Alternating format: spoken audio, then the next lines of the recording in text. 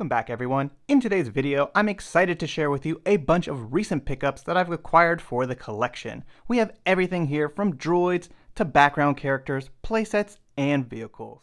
All the things that make collecting and world building what it should be. If I had to narrow it down to which of these pickups is my favorite, I would absolutely have to go with the B-Wing. It seems like Hasbro's been a little reluctant these days to either reissue vehicles or get us a new one into the vintage collection. I know we're getting those speeder bikes finally, so that is great progress moving forward. I'm hoping to see that N1 Starfighter. It seems inevitable, but you never know. But I think this would be a great contender for the Return of the Jedi 40th anniversary. The B-Wing is a fantastic vehicle, and I'm sure Hasbro could do some wonderful work with the updated paint applications. Not to mention, I'm sure there's many collectors who would love to add this one to their collection. So if this is something you want to see in the vintage collection moving forward for the Return of the Jedi 40th anniversary, feel free to leave a comment down below, be constructive, make some noise, and let Hasbro know what you think. And before we move on, I wanted to give an honorable mention to this R2-D2 figure that I recently picked up. This is VC 149, and it is, in my opinion, the best R2-D2 that is out there. I have this figure loose, but I never had one carded, and they're actually a bit pricey on the aftermarket. But I recently saw this for a very nice price on Amazon, so I figured might as well pick it up. So really glad to have this one in my carded collection. As you can take a look at the back, he is VC 149, and man, we've come a long way in the vintage collection. Do you remember getting these figures? Do you remember just seeing 6 figures on the back? Now we're seeing 8. A very nice variety of figures. So we've come a long way since this R2-D2 was out there. And yeah, like I said, classic image of R2-D2 right there. This is also the Build-A-Droid mold for Astromechs, and I absolutely prefer this more than what we've been getting recently. I really would like Hasbro to go back to this mold. It's far superior in my opinion, but that is a topic for another discussion. So let's start by taking a quick look at this B-Wing. This was released in Kmart as part of the vintage collection back in 2011, which seems like a galaxy far, far away. The B-Wing was previously released in the Power of the Jedi line, and once it was brought into the vintage collection, a few updates were made to the ship. Most of the updates were in the paint applications, of course. You can see that the blue color used is a bit more of a pastel and muted color, and additionally, the weathering throughout is done in a different style. The biggest and most important update to this vehicle is in the cockpit of the ship, which has a nicely sculpted control panel. As you can see, there's lots of buttons and control sticks that really bring the interior of this ship to life, rather than the plain old sticker that you see on the Power of the Jedi release. This is absolutely an incredible vehicle. Everything from the landing gear to the cockpit and tooling used for the wing articulation just shows how this vehicle was truly a masterpiece for its time. Moving on, we have a few droids from Disney's Droid Factory line. We have R7 FNG, B2EMO, and a couple of these Halloween droids that I also decided to pick up. I typically don't go out of my way to pick up any of the holiday types of offerings, but these droids look pretty cool, and 2 of them glow in the dark, which I always like the way things interact with lighting, so that was a plus for me to pick these up. Not to mention, Halloween's pretty cool, so why not grab some of these guys and just add them to the collection. And let's start by taking a look at the Halloween droids. We have R2 Boo, R3 Boo 17, R4 Boo 18, and R5 Boo 19. Some pretty cool looking droids. I really like all of these actually. I think they'll blend in pretty well with my town and diorama. The only one that doesn't really seem to work is the candy corn droid. It's just such a simplified color palette that it might stick out a bit much, but all these other guys look like they would blend in pretty well. The guy on the end, I really like that color scheme actually. The oranges and purples and greens look kind of cool. And I'm excited to put this guy in there since he glows in the dark as well as this droid over there. And you can see that they come with these nifty little bat hat accessories, so very Halloween. On the back, you have the droids again with their accessories and a little description. Nothing too crazy about this Droid Factory packaging. And I'll definitely be opening this up because I'm not really an in-box Droid Factory collector. And here you have the gang out of the package, looking kind of spooky and ready for the Halloween season. Taking a closer look at this Astromech, you're probably pretty familiar with it, and it is the Build-A-Droid mold that we've been seeing a lot with the Disney Droid Factory releases. It's got some articulation in the legs. The third leg comes off, also goes back in pretty easily. So you have that option of display. He's also got a swivel on the dome, and that's pretty much it. The nicest thing about this one in particular is the dome. I really like the clear dome style, and this one is done really nicely. Sometimes they have a bit of a frost to them, or just like not 100% see-through, and this one is crystal clear, so kind of like that. I might take it off and then put it on a different astromech just to kind of kit bash and like try some different looks out. But yeah, I really like that. Would love to see more of the clear dome droids in the future. Taking a look at his fellow companion, you can see that this droid comes with some wonderful paint applications. Lots of detail, lots of coloring, looks really nice.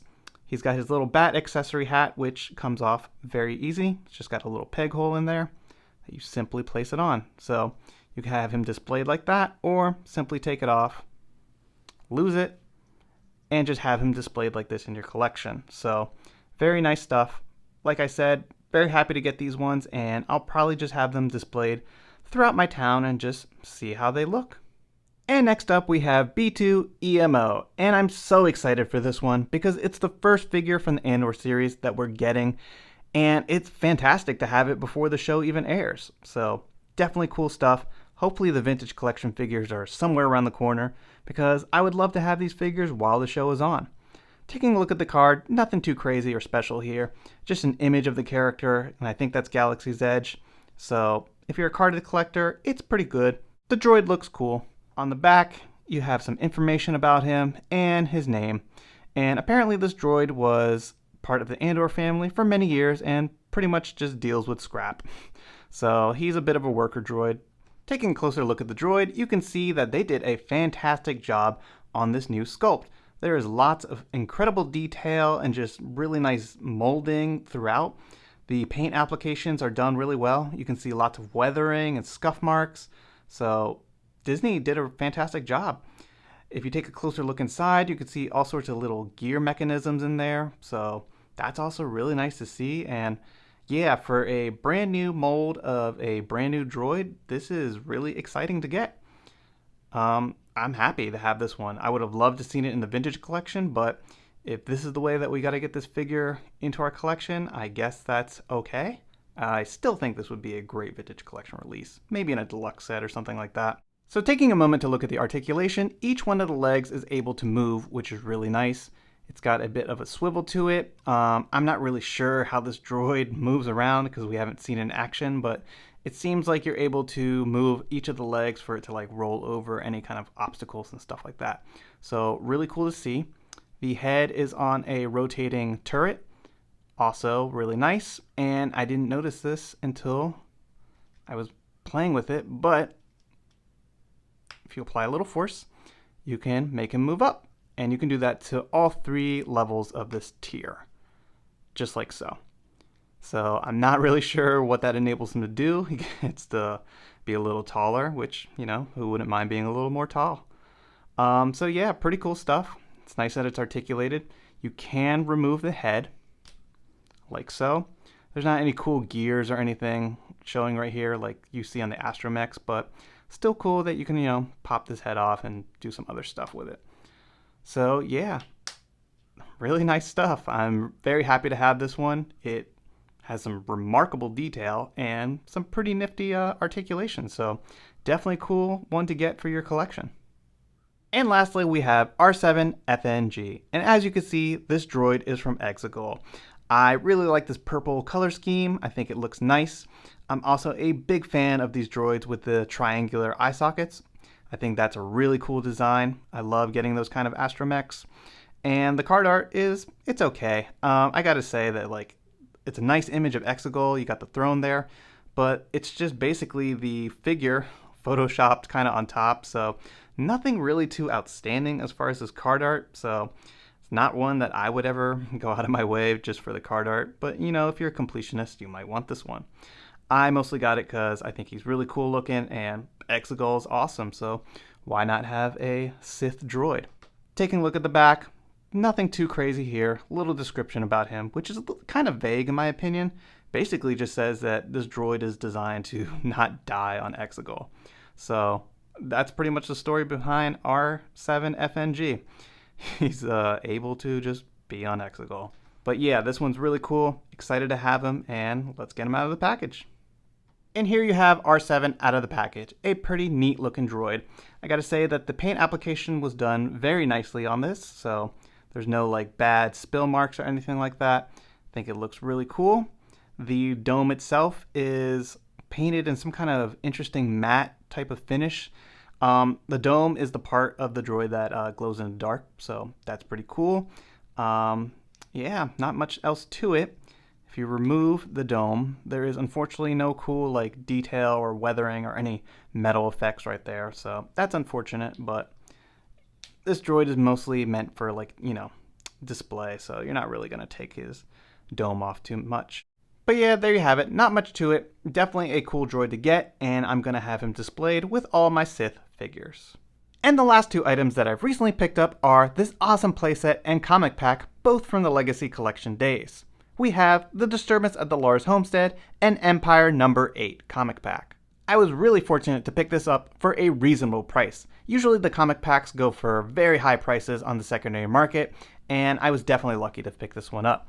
And I really wanted to get this one because it comes with Cammy and Fixer, who we recently saw in the Book of Boba Fett, so definitely ones that I wanted to add to my collection. I'm sure many collectors would love to see this type of expression make its way back into the line. This was a fantastic way to get figures out, and who doesn't like a good comic book? And man, yeah, the Legacy Collection just had such a great selection of Star Wars characters. And it's always nice to add something like this to your collection.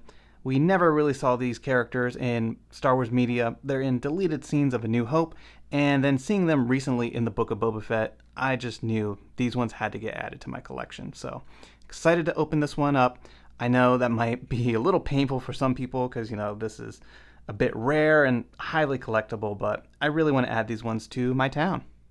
And here we have the figures out of the package. Friends of Luke Skywalker and patrons of the Tashi Station.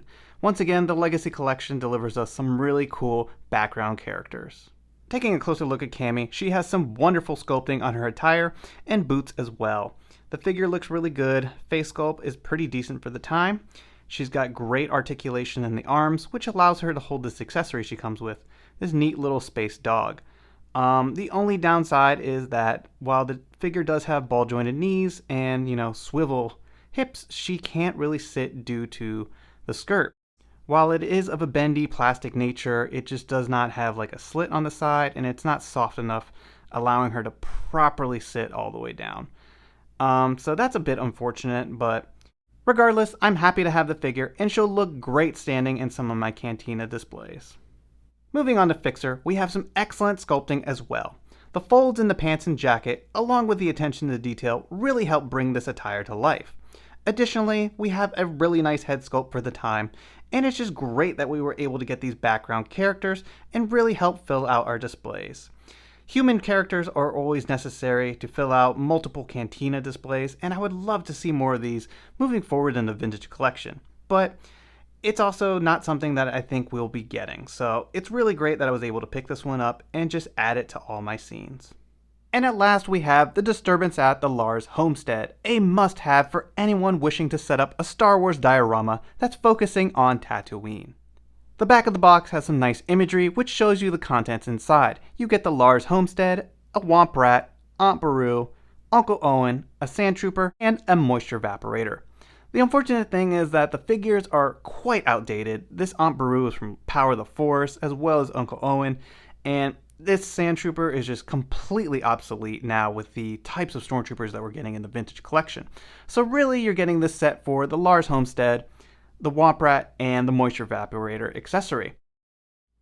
And there you have the Lars Homestead, and as you can see, the floor is a separate piece which has a small table in the inside for some type of display purposes. While you probably won't really engage with this too much, I guess it's nice that it was included. All in all, this is a pretty decent display piece, and the accessories it comes with are really cool. Taking a look at the Womp Rat, it's got some really nice detailing and sculpting. It's pretty cool to get one of these. It's something, that I don't know if Hasbro can release these again. That would be cool, like a little accessory pack to get a couple of these guys. they've been pretty good about giving us things like spiders and stuff, so I wouldn't mind having some Womp Rats for our Tatooine displays. And the other accessory you get is this moisture evaporator, which I think is the best part of the set.